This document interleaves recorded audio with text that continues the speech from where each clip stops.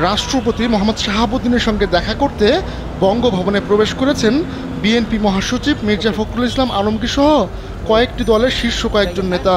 সোমবার একটি মিনি বাসে করে তাদের বঙ্গভবনে নিয়ে যাওয়া হয়।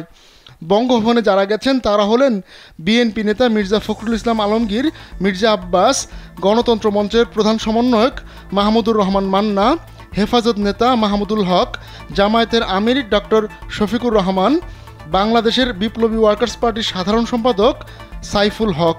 কোটা সংস্কার আন্দোলনকে কেন্দ্র করে উদ্ভূত পরিস্থিতিতে এর আগে প্রধানমন্ত্রী পদ থেকে পদত্যাগ করেন শেখ হাসিনা। সোমবার বিকেল ৩টা ৫০ রাজধানীর ক্যান্টনমেন্টে রাজনৈতিক নেতা ও বিশিষ্ট ব্যক্তিদের সঙ্গে বৈঠক শেষে এ তথ্য জানান সেনাপ্রধান জেনারেল ওয়াকারুজ্জামান। কোয়ালিটি সম্পন্ন আন্তর্জাতিক মানের still bar CSRM, committed for better still. তিনি বলেন, অন্তর্বর্তীকালীন সরকার গঠন করে দেশ পরিচালনা করা হবে। আমি জনগণের জানমালের দায়িত্ব নিয়েছি, আপনারা আশাহত হবেন না, আপনাদের সব দাবি পূরণ করা হবে। সেনাপ্রধান বলেন, আপনারা আমাদের সহযোগিতা করেন।